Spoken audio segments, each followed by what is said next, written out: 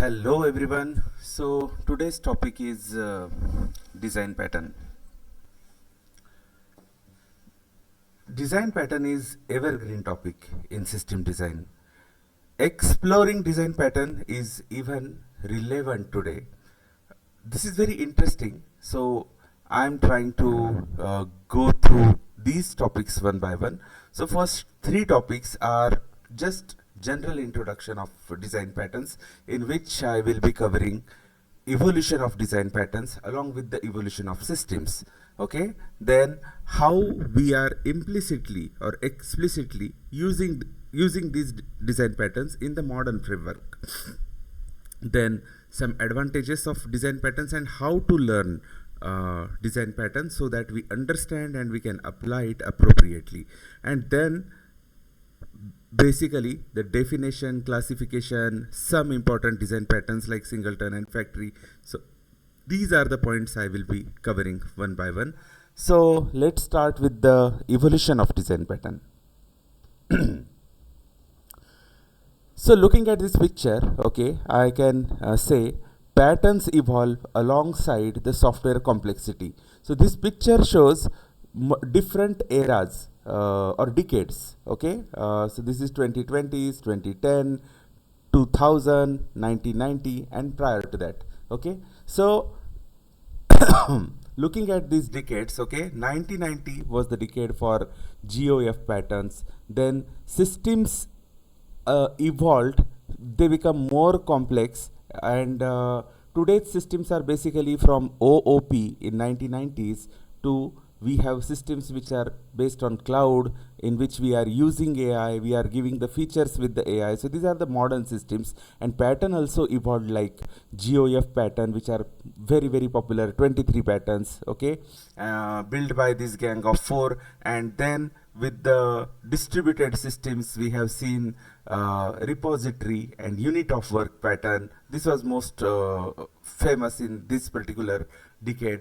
And eventually with the microservices or AI, now we have circuit breaker, event driven, as well as resilience patterns. Okay, so this is evolution of pattern, and which is proportional with the evolution of the system, or I can say complexity of the system. So this is just a high level, and we don't have to mug up or learn all these pattern, but we need to understand the concept. Okay, and once we understand the concept, we can definitely apply them at right place if we come across a similar problem. So moving to next slide.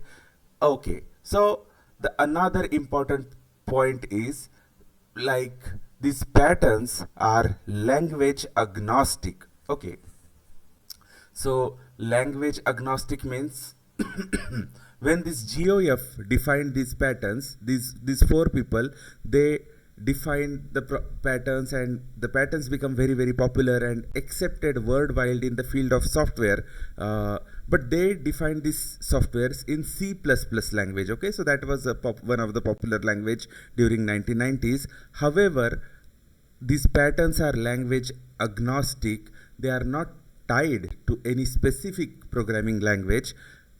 If the language is supporting object-oriented concepts, or if the framework or language supports the component-based model, okay, then patterns are available and applicable over there. So here is list of couple of famous languages or front-end and web-end technologies or back-end systems where the patterns are already these frameworks are built using those patterns, or you can define and apply the pattern if you come across a similar situation.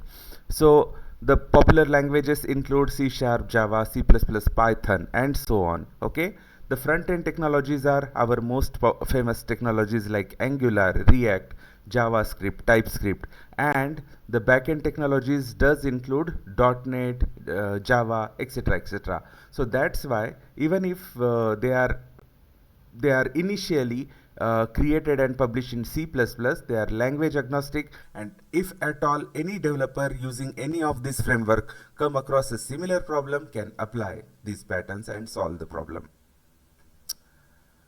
Okay, so the patterns usage, okay, design pattern usage. So many times people come across interview question that what pattern have you used in your experience. So let's say if you are a fresher, no one will ask you this question. But if you are like experienced person, like senior software engineer, lead or manager or architect, definitely it is expected that you know the patterns or you have applied a pattern in your journey so that you understand the pattern very well, and if a similar reoccurring situation comes in the design, you apply it the right pattern at right time. Okay, so this is general question, but before actually understanding the patterns or before applying them, when we go across a similar situation, the most important part is that how our modern frameworks are built on top of these patterns. Okay, and that understanding is also important, and many times we don't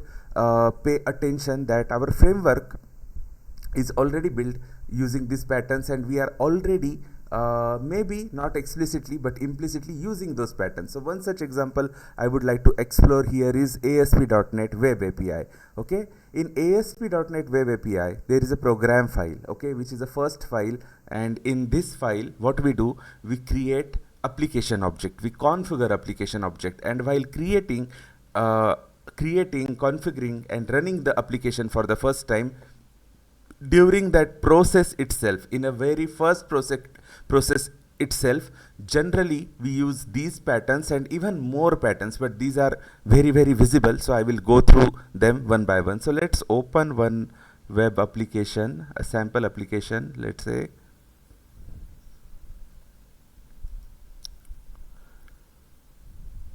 Visual Studio. Okay, so this is web application.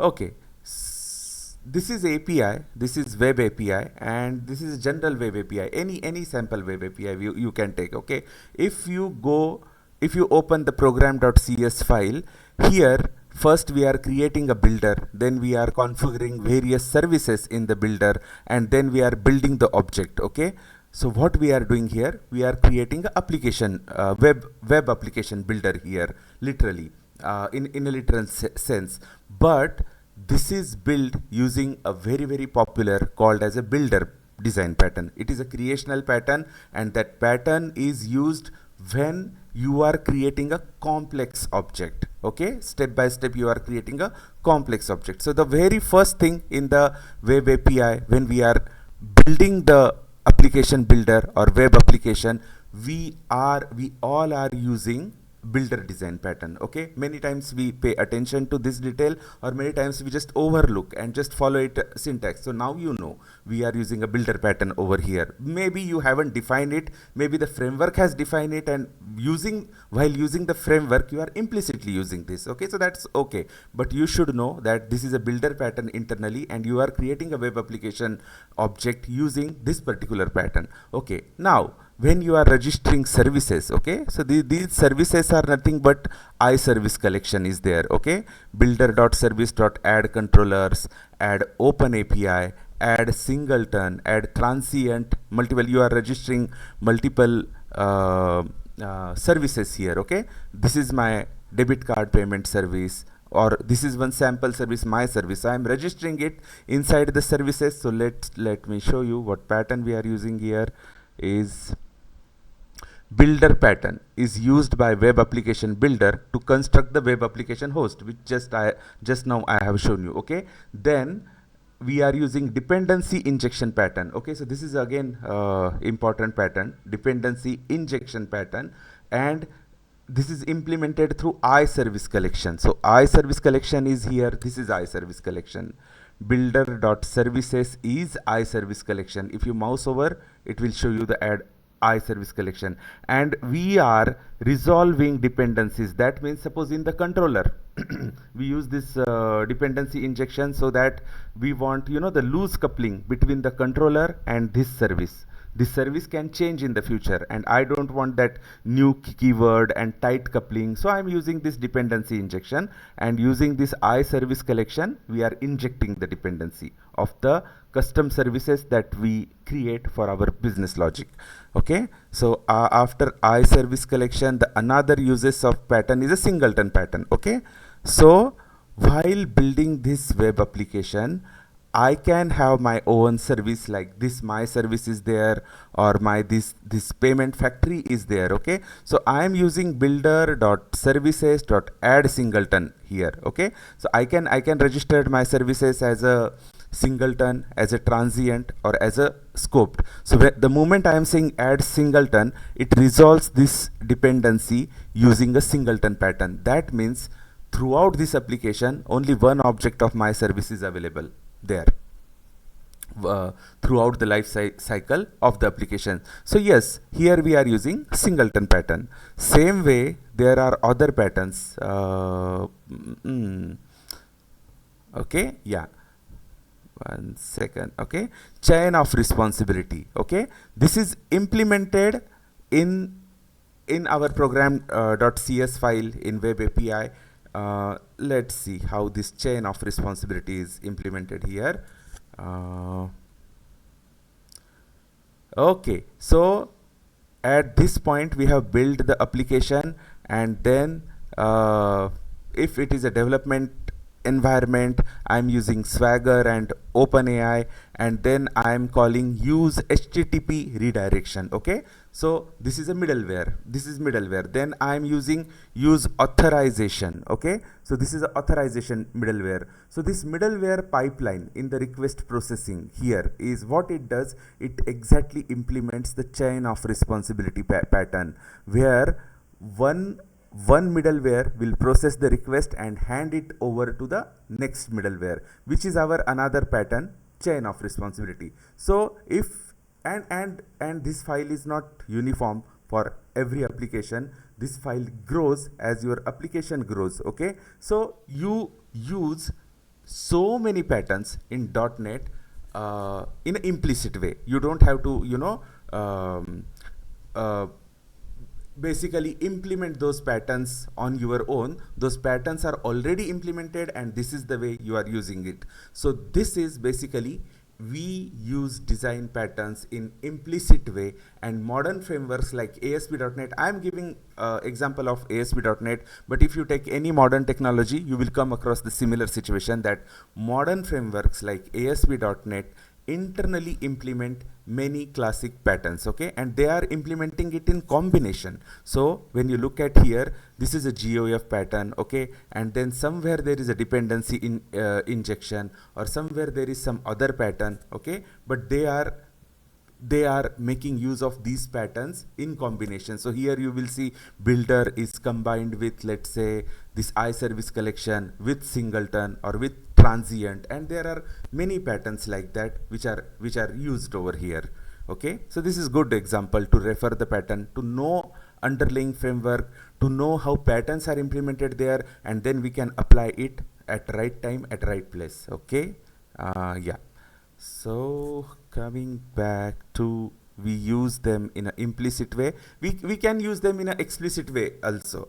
So for an example, in this sample application, I come across a situation where I was building a simple payment service. So I have applied it using this payment factory. So payment factories, I have created it. So this is my explicit way of using design pattern. Okay. I will walk you through that example at later point in this video. But what are advantages if you know solid principle, if you know clean architecture, system design along with design pattern? Okay, then what are the advantages? So basically, then you are able to write clean code, scalable system which can handle multiple users or data traffic. Okay, your architecture becomes maintainable. Okay, then you are you can think in terms of loosely coupled components, and you can implement loosely coupled components. You know the framework in a better way, and you apply proven solutions. Okay, so this last point is very, very important. You don't reinvent something when you come across a similar problem. You understand what problems are faced during the system evolution and what solutions are proven, and you apply the proven solution to reoccurring design problems. So these are the advantages. And if you are a software engineer, or if you are a student, okay, then it is fine, okay, understand it conceptually. But the moment you are growing in your career, okay, you become a senior software engineer, lead, manager, architecture, okay, so this is implicitly expected from you that you know all these things, so that you master these patterns, you master this solid clean architecture, etc. And then you are the one who can write the software, powerful software that lasts long time. Okay. Okay. So how to learn the design patterns? Okay. There are so many patterns. If you look at the first slide, okay, so the GOF have defined 23 pattern. Then in other era we have seen repository and unit of work, CQRS, circuit baker, event driven, resilience. So there are so many patterns. Okay, so how to remember or learn these patterns ideally? Okay, so there is no need for you to mug up all of these patterns. Okay, however, you are supposed to understand what this pattern is, what problem it is trying to fix. Okay, so this is very, very important, that you know a pattern and you know what type of problem it is trying to fix. Okay, why this pattern is required basically. So these two things are very, very important, so that if you or if someone comes across this situation, that person can apply the right pattern over there. Okay, so that's why these first two things, knowing the pattern and knowing what problem it is trying to fix, is very, very important. And other two important things are, if at all you are working on some framework or some technology, okay, try to understand how these patterns are already built in that technology. Okay, that gives you better understanding of that corresponding framework. And yes, explore some important patterns along with some real world applications. Okay, so if you try some real world application, okay, then basically you will understand the pattern, you will apply the pattern, and most importantly, you will apply it at right place. You will not reinvent something, or you will not do any type of over engineering. Okay, so yeah, so this is the way, according to me, is best way to learn these patterns. So let's go to the definition and classification of GOF design patterns. So whenever we are saying design patterns, okay, it means gang of 4 design patterns, because they are 23 and they are very, very popular, and all the developer and people in the technical field, they understand this shared vocabulary. That's why there is no need to say pattern as a GOF or gang of 4 pattern. We can simply say design patterns, and implicitly at many time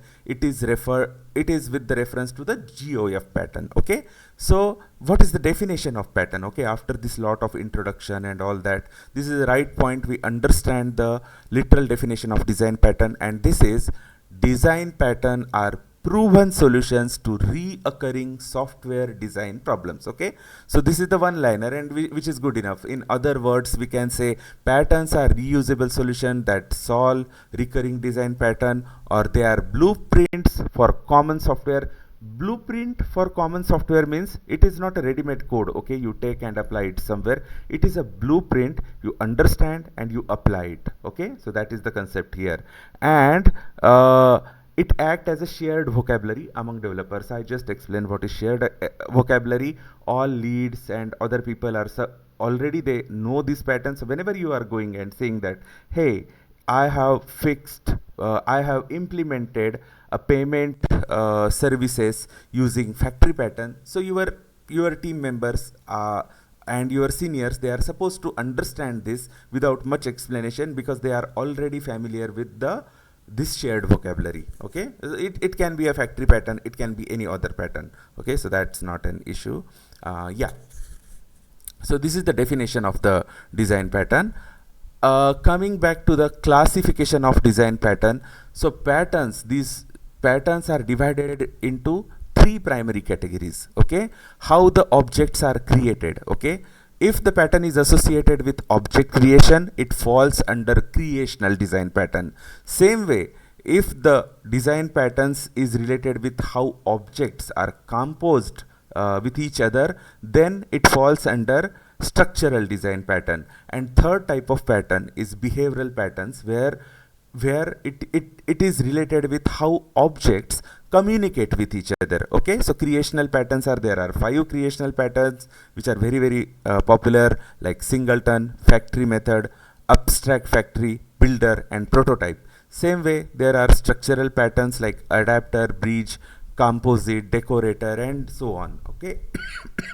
And these are the behavioral. So in total there are 23. So we will just go through the important ones one by one in little detail. Okay, so the 3-4 questions we should know about a pattern. Okay, what is this pattern, what problem it is fixing, how, if at all it is used in any modern framework, what are those examples, and what is the real world application of this particular pattern. That's the way to explore the pattern. So let's explore singleton using the same approach. Okay, so definition. Okay, singleton ensures that only one object of a class exists in the entire application and provides a global access point to it. Okay, so singletons means one class can be instantiated into only one object. Okay, so what is our general requirement? Suppose let's go to the code.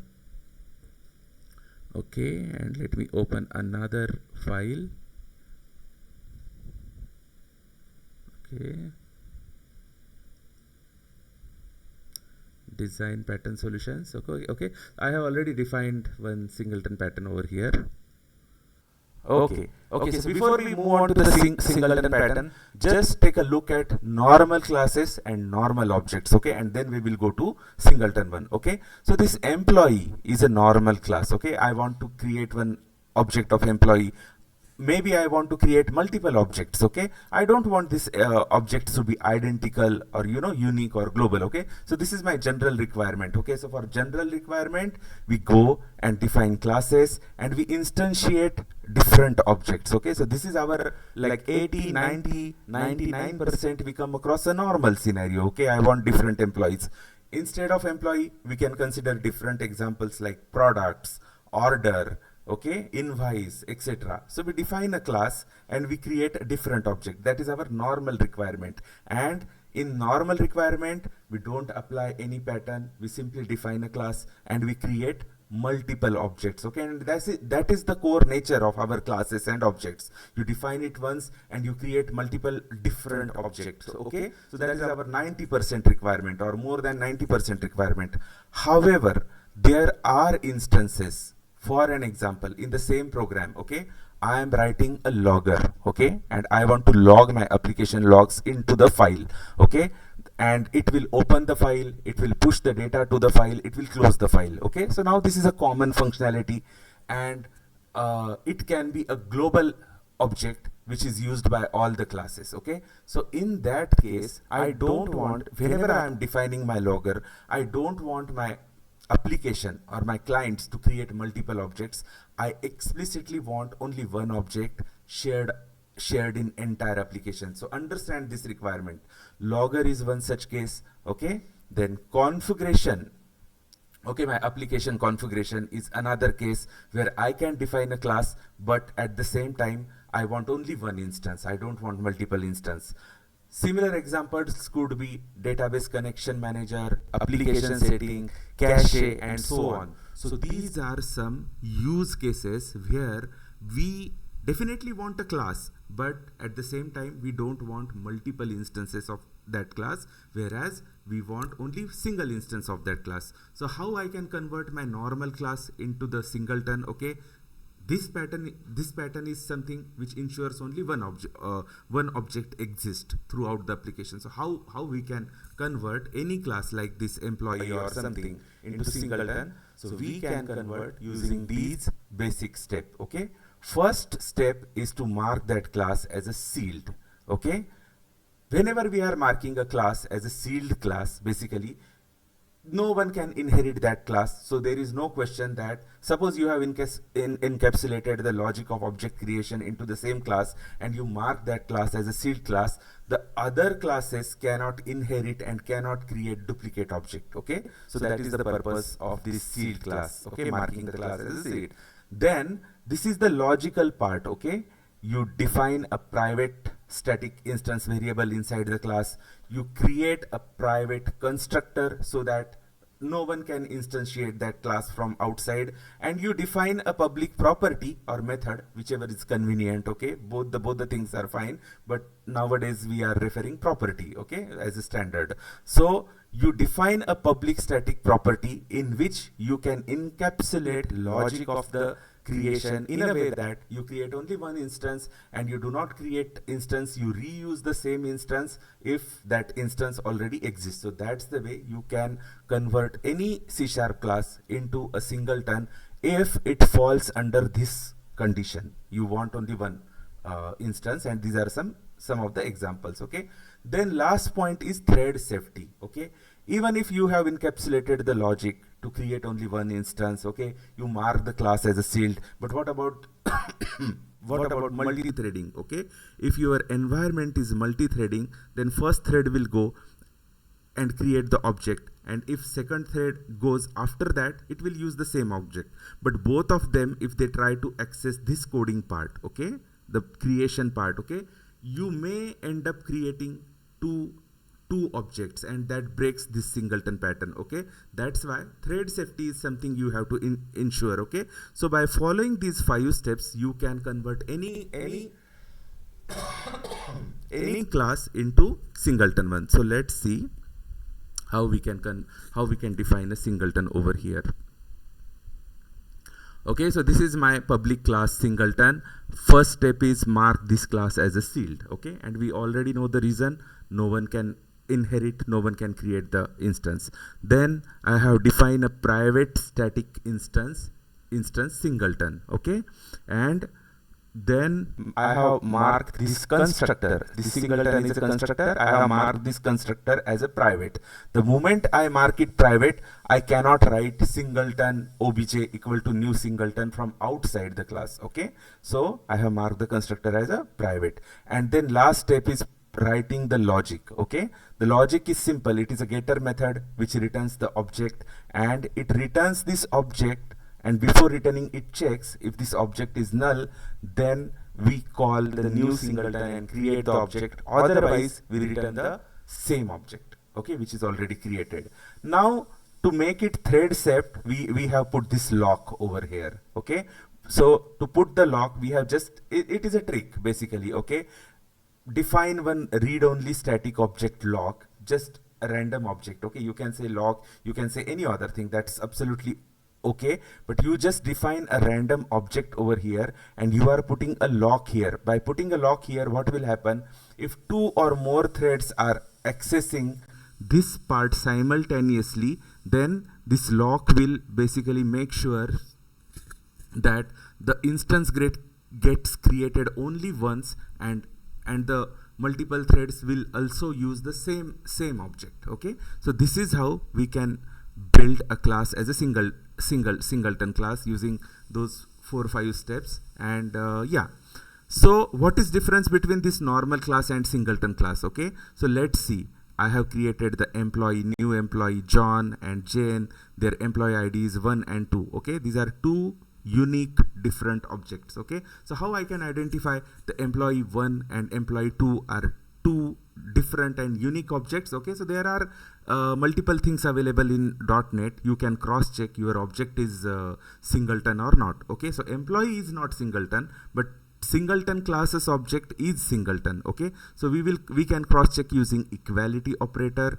Okay, using reference equals to method, or using get hash code. Okay, so whenever you create an object in C#, basically the object gets a unique hash code. Okay, so hash code, if we see, okay, a hash code of the current object. Okay, each object has a hash code, and that hash code is unique. Okay, so if you get the hash code of 1 and 2, and if you see, they are different because those two are different object. If you compare the equality of the object using equals to operator or using reference equals objector, you will find the answer as a false, because these are different objects, okay, and their properties are also different here because we have defined them in a different way. Even if you put John and 1, still these objects are different because they have a different hash code, okay. Same way you can cross check with Singleton. If you say equals to Singleton, it will return true, reference equals will return true, and hash code will return a same hash code for both of these instances, okay. We are calling the Singleton dot instance property twice, but all the times we will get single hash code, which will tell us that okay, my object is really Singleton, and yeah, I'm following all the principles of the Singleton object, the one object across the application, okay. So let's run and see whether we get the similar outcome or not. So I have tested it, so it will come same. Yeah, okay. So employee 1, employee 2, employee equals to employee is false because their hash code is different. Reference equals to false for employee, again because their hash code is different. And look at the hash code, okay. The employee 1's hash code is this 570 something 570, and employee 2's hash code is something 690. So these are two different hash codes and the properties are also different, okay. But in case of Singleton, it is true, both the hash codes are same. In this application, while this application is running, many times you can say Singleton dot get Singleton, and it will return you the same object with the same hash code. So you are following this exact definition, okay. Singleton ensures that only one object of a class exists in the entire application, and it provides a global access point, okay. So we are following exactly that. We have followed these steps and we have created a Singleton pattern, and now we can apply it for logging, for configuration management, for managing cache or connection management or application setting, or any such situation where we want a single object across the application. So that's about the Singleton, okay. So yeah, in the slides also I have written the same code, and yeah, in modern world, okay. So this is a Singleton in normal class libraries or console application, okay. So in modern world, in ASP.NET, basically everything is injected as a dependency, okay. Anyways, we don't write something like class then object equals to new like Singleton yes equal to new Singleton, or Singleton yes equal to yes dot get Singleton, okay. So that's what we don't follow in the modern ASP.NET. We follow dependency injection, okay. So in modern cloud approach or in modern ASP.NET Core, so DI Singleton services is some example, okay. A Redis cache is one real world example. You can inject the cache using the Singleton. You can inject the configuration logic, or another important thing is HTTP client factory, okay. That is also managed by DI, okay. So let's go and see one of the service how we can inject in modern ASP.NET Core using services.singleton, okay. So this is web application, okay. So this is my service, okay. I have created one service. This is a temporary service, okay. You just imagine that this service is created for one of the exact purpose where Singleton is applicable. So this my service is okay. So I have just created one interface, my service, which returns a message, okay. And this class, okay, or this service, basically my service, which implements this interface, and I define this get message method to return, okay, to return the hash code and date time, okay. So this is for cross checking. Whenever I'm injecting the dependency using Singleton, only one instance gets created, okay. To cross check, I have implemented this method like this. Same thing, I have used hash code, and to differentiate the time, I'm just printing the date time dot now over here. So simple logic, Okay, so how I can register this interface with this service in my application? Again, go to program file, look at the builder object. Okay, builder.services.add singleton. Before we build the builder, okay, before we build the builder, we can go to builder.services.add singleton and register this my service with this my service. So what it does, whenever I am saying add singleton, adds a singleton service of the type specified in my service with implementation of type specified in my service to the specified I service collection. Okay, so builder.services is I service collection. Okay, I am basically adding this type, this service, my service. Whenever I will inject the dependency I my service, okay, application knows that, okay, whenever there is I my service, use this object. Okay, so how, so okay, so this is how I have registered the dependency. But now usage, okay, how we use it. Okay, so this is a sample controller, let's say values controller. Okay, so this is my sample controller in which I have defined a private read only I my service, and in constructor I am injecting that dependency. There I have registered the dependency, and here I am injecting the dependency. So I am passing this service object, and I am assigning this object to my internal read only variable, which is underscore service. And when I know that, okay, this service has a get message, I am just calling this message. Okay, so let's run this application and see whether internally when I say services.add singleton, it creates only one object or it creates a multiple object. So just let's cross check it. So I go here, okay, and I run this application. Where is my value controller? Okay, I go here, I'm running this application.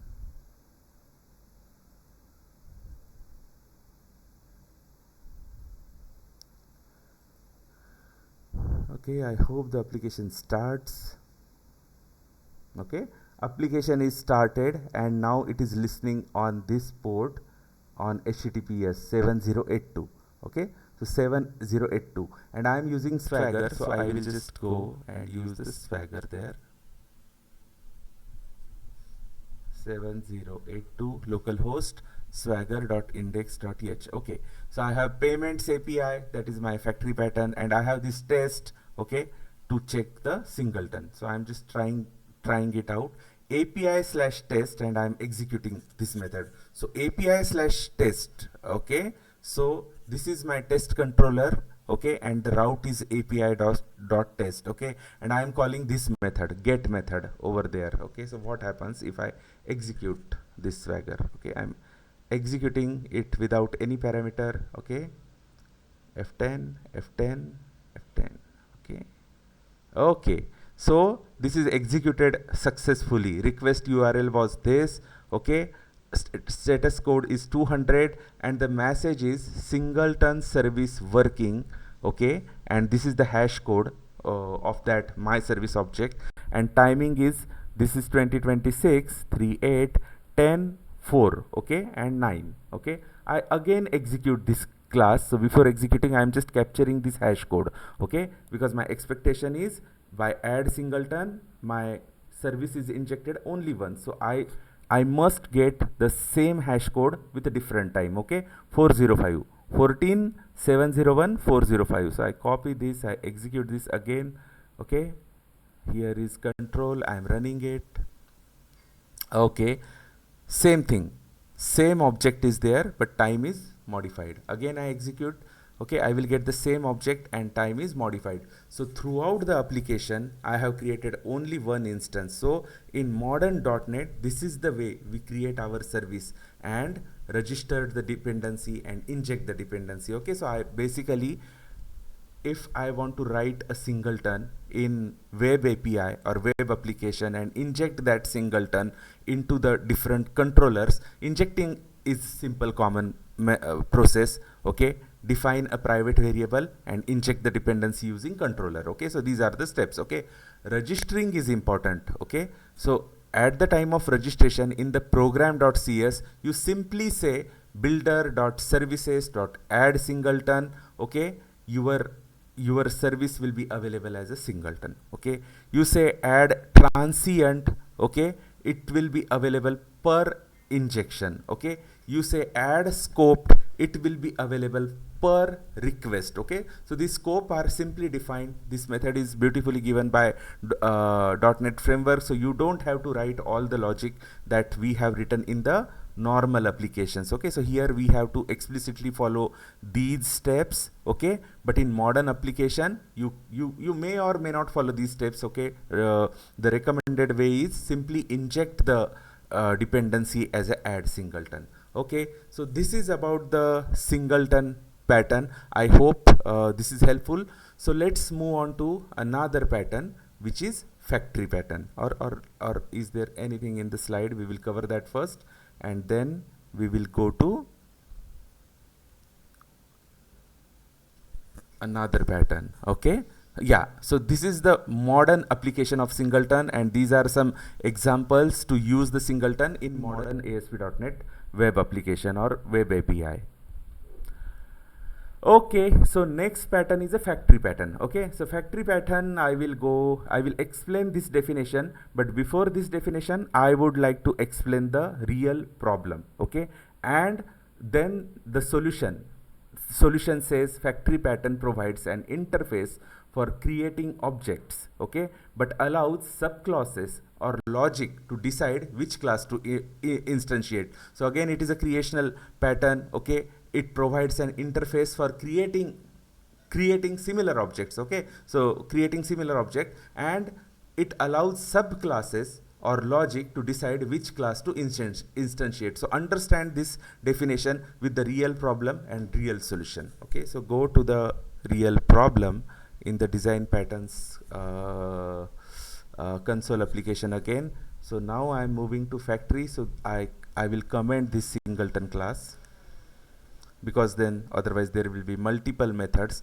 But before moving to factory, okay, this is another modern approach to write the singleton. Okay, this lazy is the modern approach.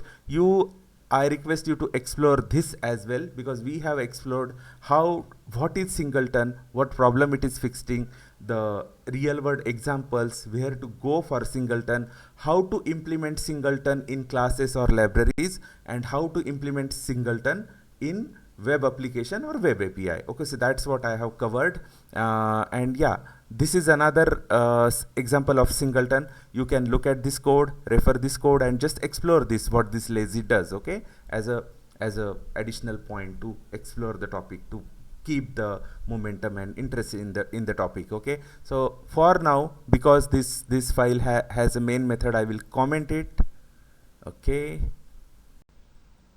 and after commenting it, I will go to no factory pattern. I will go to a scenario where I am creating objects without factory pattern. Okay, so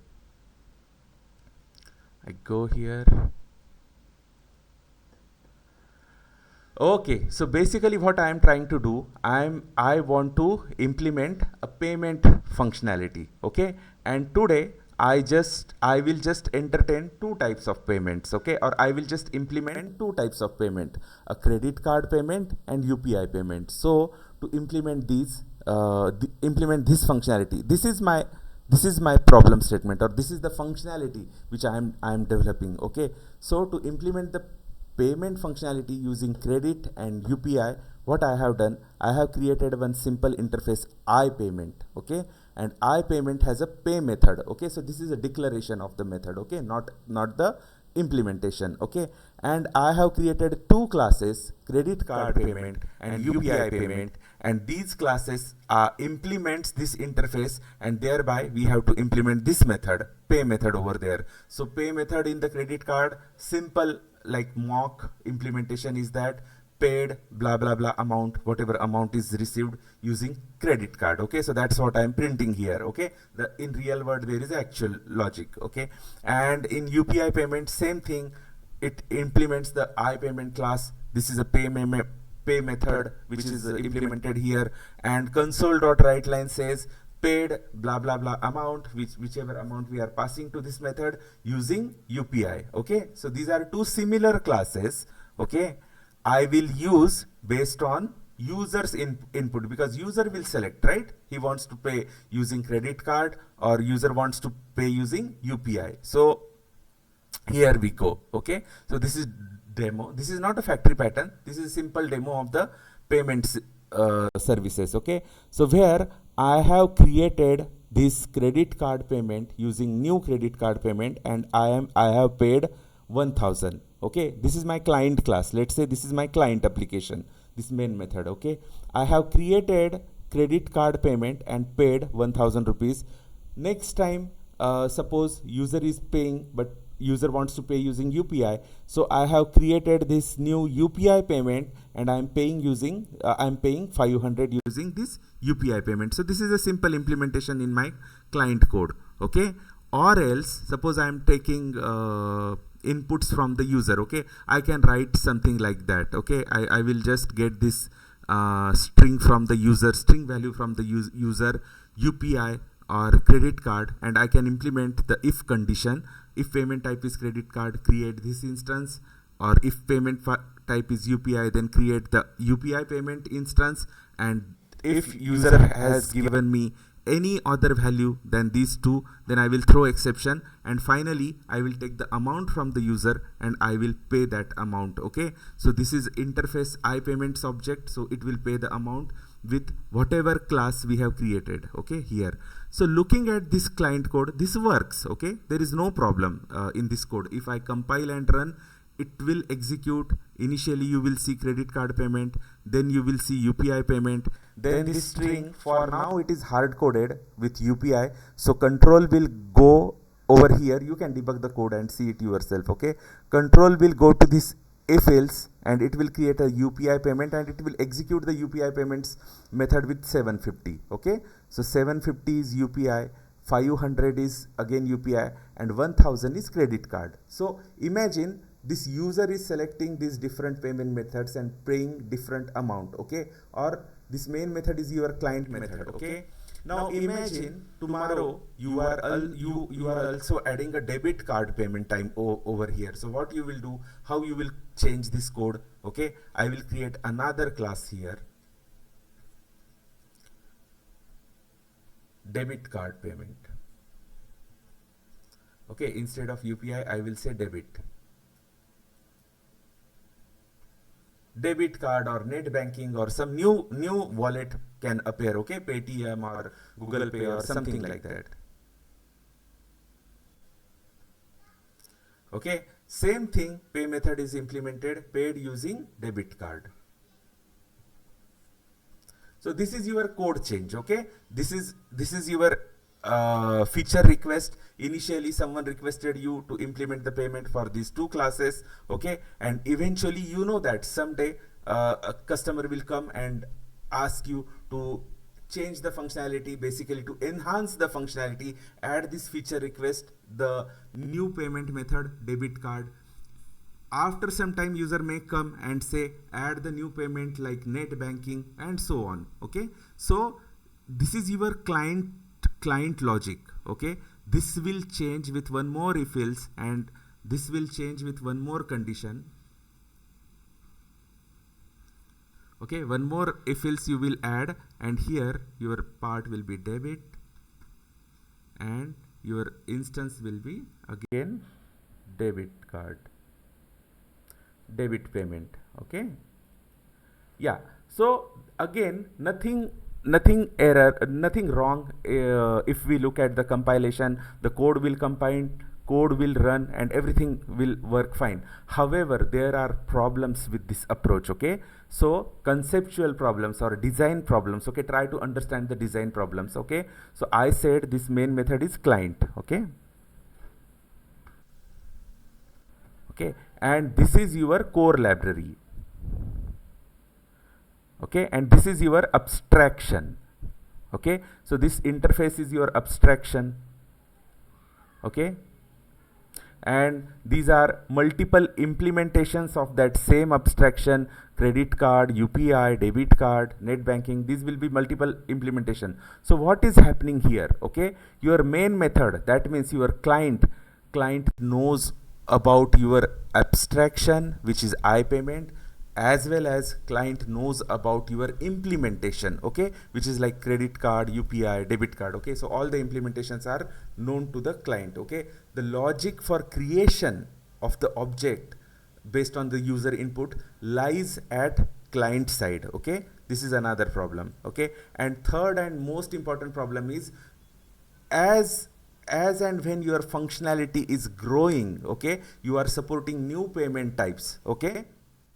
You will implement in your library, and your client will also implement in the client implementation. The client implementation will also break. You have to introduce that payment type if at client side and create the new instance over there to support the new functionality, okay. So this is the problem, and that can be rectified with the factory pattern. So let's understand the definition now. I have shown you the literal problem, and now we'll go to the definition part. So slide show, okay. Factory pattern. Factory pattern provides an interface for creating object, okay. So we can create one interface, and that interface can create similar type of objects, okay. But creation of the object, okay, allows subclasses to decide that class to instantiation part, okay. That part is not decided in the interface itself. That part is decided by the subclasses, okay. Or simply I can say factory method means let the subclasses decide which class to instantiate. But when I am saying the classes, okay, in real world these are common types, okay. They are not different types, they are common types. That is the first time, and that common type can change at runtime, okay, and new types can be added later, okay. So this example I have already shown you, okay. I have shown you common action, which is, what was the common action? Payment was the common action, okay. Does the type change at the runtime? Yes, I can take input from user, debit card, credit card, or UPI, or particular UPI, or particular net banking. I can take such inputs from the user at runtime, and I can instantiate my class, and the types can be added later. That means today I am supporting only credit and debit, but tomorrow I may have to support UPI, I may have to support net banking and all that. So I know a type for this common action can grow in near future, okay. So if these answers are correct, okay, then we go for a factory pattern. We don't write a straightforward logic like this, okay. Create the abstraction, create the classes, and let the customer let the client side code manage all these things. We don't write this type of logic in the real world application. We solve this problem by factory pattern, okay. So there are three types, okay. There are initially two types: a simple factory or factory method, where simple factory is just a good convention in modern application, okay, whereas factory method is actual pattern introduced by GOF, and yeah, that's the history of the factory pattern. So if your answers are yes, yes, yes, and should caller care which type it is, okay, and if this answer is no, okay, this is the right time you solve this type of design problems using the factory pattern, okay. So a real situation, okay, one of the situation I have shown you, which was like payment situation, okay. You see, similar situations are report generation, okay. I can generate my report using multiple types, like I may want a report in PDF, Excel, CSV, okay, and maybe it will grow like Word or any other format, okay. So report generation is another example. Cloud storage, okay, I am storing some digital thing like my file, or some blob storage I want to store, okay. I want to perform the same action, storage, but I can decide at runtime I want to store at S3 or Azure Blob or Google Cloud or some other location, okay, some other location. So cloud storage is another such example. Authentication, yes, okay, and these are the examples. Shipping provider, okay, so basically I am doing order processing. User has added the item, and user has made the payment, and finally user want to shipping, okay. So shipping provider is one such situation where a factory pattern is applicable if your choices are these different type of shippings, and they will grow in the future. Okay, database provider, discount strategy, and factory pattern is something which is most popular design pattern, and these type of situation really comes into the software business again and again. So these are couple of them which I have mentioned over here.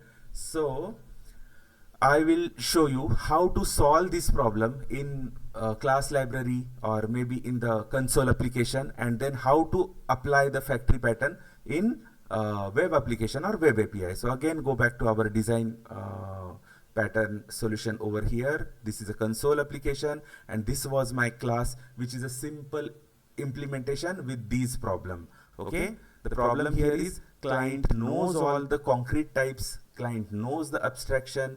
Whenever the functionality is growing, this logic will grow. That is the second point. And third important point is, here as an example, we are creating the objects very easily. Okay, but the object creation is always not that straightforward. Okay, in real world, this is not a one liner. Okay, imagine for credit card creation, you have passed X parameters. Then for UPI payment, you need another Y parameters. For debit card payment, again you need some different parameters. Okay, so basically imagine this object creation is not straightforward. Then a complex logic is written, and that will grow in future at client side. So it is a breaking thing basically. Okay, your logic will grow here as well as your logic will grow here. Okay, so how to fix this using factory pattern? So let me comment this class first. Okay, just to show you the example, and I will show you simple factory. Okay, so demo 1 is a simple factory in which I have created my client side. 1 second.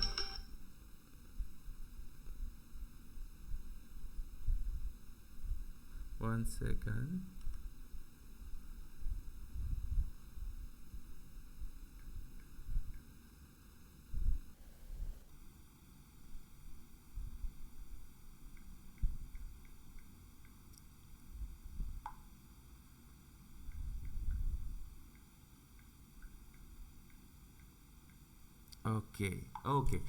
Okay, so the interface remains same. This is a payment with pay method. Okay, the implementations are same here. Okay, these are my concrete classes which implements this payment method. Okay, now object creation logic is encapsulated inside this payment factory. Okay, so this is a payment factory with this method which returns the object of type iPayment. Okay, and it accepts one string parameter. Okay, a magical string parameter, and based on that string parameter we return the concrete types over here. If the string parameter is wrong, we return the invalid type. Okay, so this is a simple factory. So what it does, your logic is here. Now iPayment factory.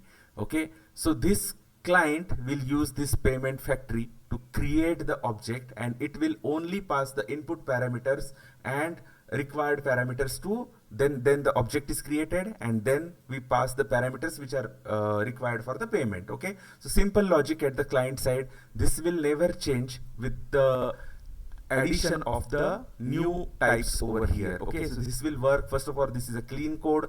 Okay, second, your creation logic is encapsulated in a single class. Okay, this single class will grow eventually, and your client will look like this. Okay, the factory.create with the input type, and then you are actually calling the action, whichever action you are you want to perform over there after creating the object. Okay, so this is a simple factory.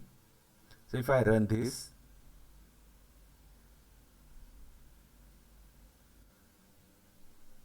okay,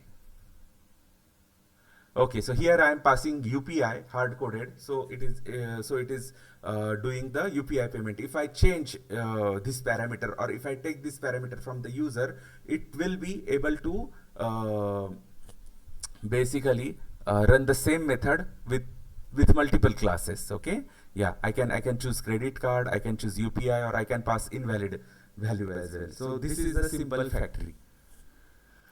Then comes abstract factory. Okay, so simple factory violates this open close principle. So suppose a functionality will modify, like though there is a limited change in in this class, but still your this logic will you will change your factory method every time you are adding a new type over here, like we add debit card here, or we add some new type over here. Okay, so the logic will keep changing in the factory method over here. Your core factory is what you will change, and thereby you will end up testing these functionalities as well. Okay, so this is a simple factory, but yeah, in a real world, this is not a gang of 4 design pattern. This is not a factory method, but mostly people use simple factory, and there is nothing wrong. It just you have to calibrate between simple factory and actual factory method. Okay, in your calibration or in your evaluation, if simple factory is a good fit, go for it, but primarily it violates the principle, open close principle here. Okay, and the solution to this is a factory method. Okay, so this is my demo 2. Okay, I will go to demo 2.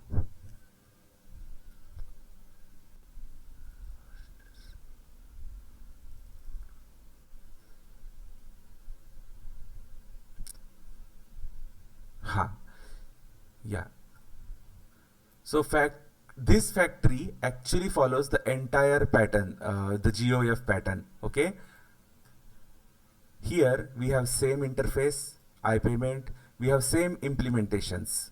Okay, credit card payment, UPI payment, okay, and wallet payment. Okay, so same interface, same implementation, no change over here. But instead of simple class which creates multiple object, I have created this abstract class here. Okay, payment creator is my abstract class, in which I have a abstract method create payment. Okay, there is no implementation. Okay, so create payment will be decided by the subclasses. Okay, and this action is encapsulated here, process payment. Okay, which takes amount, and then whichever object you are going to create using the create payment, it will use that object here and it will pay the amount. So action is also defined in my payment creator, and creation logic's declaration is there, but the real subclasses will come into the picture, like credit card payment creator or UPI payment creator.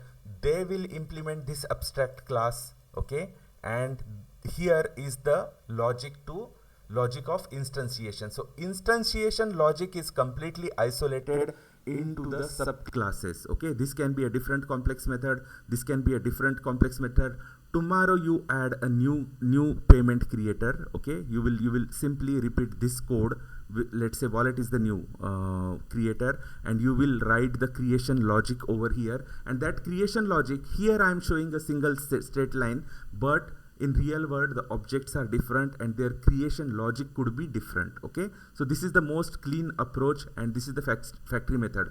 How does your client looks like? Okay, so again, client has all those creators in it. Okay, client knows this credit card creator, UPI creator, or wallet creator here, and after you create the object, you call the payment process like this. Okay, so this looks like, okay, we are repeating the same problem here, but in real world this is managed by DI containers. Okay, I will show you the ASP.NET in which this part is managed by the DI container, this creation of the creators. So that's why this is factory.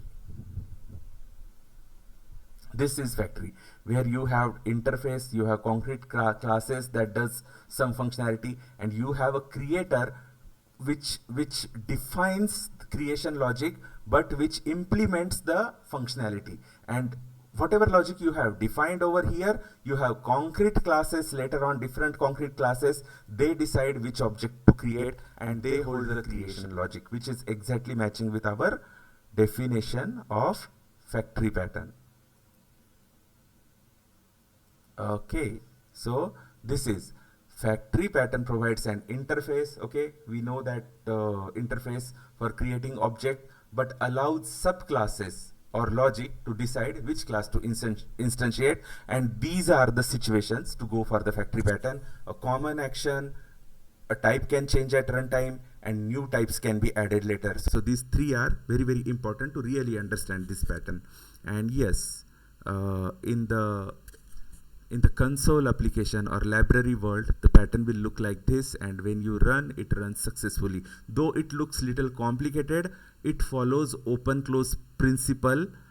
It does not follow open close principle 100%, okay, because it is a spectrum, but it follows open close principle better than our simple factory, okay, which is commented here. Okay, so yeah, we are doing all the payments here. So this is just yeah, the output. Okay, now how to implement factory in the web API, okay, or web application. So let's say I go to my web application, same way, okay. Again, the same requirement is there. Right now, let's say I'm doing credit card, sorry, the payment functionality I'm implementing, and I have 2 to 3 options for implementing. Means my requirement is to pay using credit card or debit card or UPI, okay. So I can create 3 different services, okay, and I can register them here, register the factory, and I can use this factory in the controller, and I can pass the parameter, okay, which type of payment. At the runtime, I can decide I want to pay by credit or debit or UPI, and whatever amount I want to pass, I can pass the runtime. So at runtime, I will know my type and amount, and this is the implementation. Implementation looks like this in the program file, but before that, go step by step, okay. Let's go to the services and create a simple factory. Okay, again, I have declared one payment type, which I will get it from the user, okay. So this is enum, okay, credit card, debit card, and UPI, okay, with value 0 means credit card payment, 1 means debit card payment, and 2 means UPI payment, okay. Same, I have an interface for payment processing, and I have instance classes which implements this interface and does the credit card payment or debit card payment or UPI payment, okay. So these are the actions which are in this particular classes. Then I have created a interface for simple factory. This is my payment factory, okay. Payment factory has execute async method with payment type and amount here, okay. So in my payment factory, I'm injecting this service provider. So we don't create these classes using new keyword in ASP.NET, okay, because ASP.NET is heavily created and recommends DI containers, okay, or service provider to instantiate, okay. The new keyword is something we don't recommend or we don't use mostly in the ASP.NET or web API application. So see here, this is a service provider which is instantiating different credit card payment or debit card payment or UPI payment based on this type parameter, okay.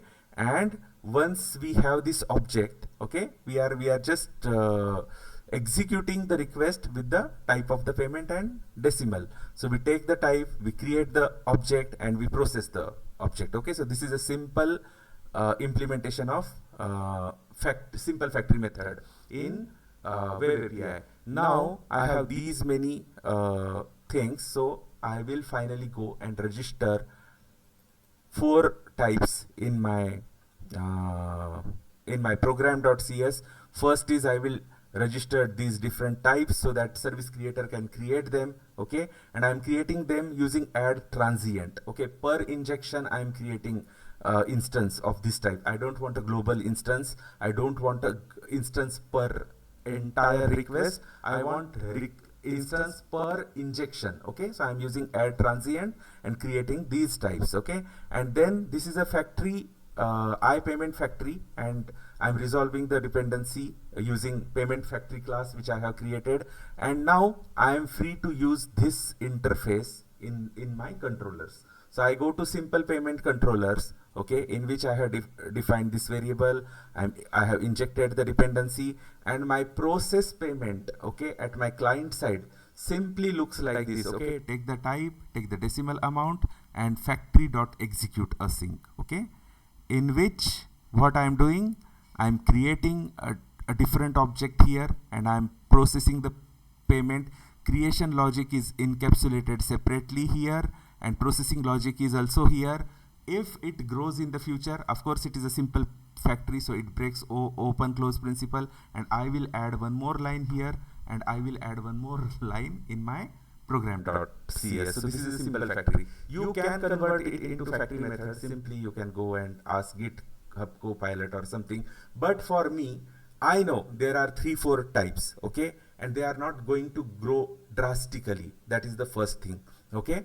Second point is, I know there are 3 to 5 types, okay, and changes are not frequent, and it is used in my application. It is not like a framework or library, okay. Then it makes sense for me, respecting my current timelines of the project, to go with the simple factory. But in case this is something I'm going to publish as a, let's say, library, okay, or there are n clients which are using this, okay, then definitely it makes sense to convert this particular class into factory method, okay. So you can get it converted using GitHub or any other things, okay. So I'm not covering that part here, but I'm just explaining you the scenario when to go for a simple factory or when to go for a actual factory method, okay. But with this also my code works, so I will show you.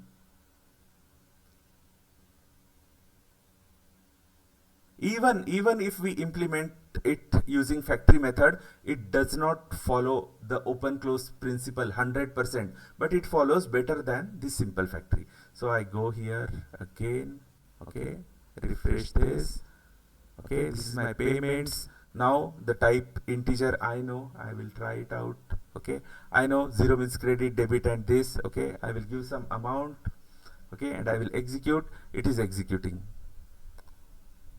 okay. 100 payment received via credit card, okay. Let's change it and change the amount and execute it, okay. 1000 received via debit card, and so on. So yeah, so this is about the factory pattern. So I hope these two patterns and the introduction part and the definition part and history is little bit helpful for you. If it is helpful, we will continue with more patterns. We will cover more patterns and their actual usage, okay, when we can use them in the real world and all. But yeah, thanks for watching this.